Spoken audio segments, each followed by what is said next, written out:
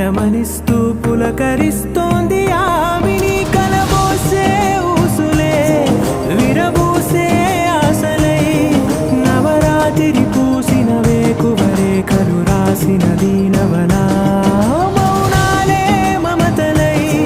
మధురాల కవితలై తుది చేరని కబురుల కథ కడి కదిలెను రేపటి కథలకు ముందుడిలా తన నవ్వులలో తడుకు తడుకు తన చెంపలలో చమకు చమకు తన మువ్వలలో జనకు జనకు సరికొత్త కళ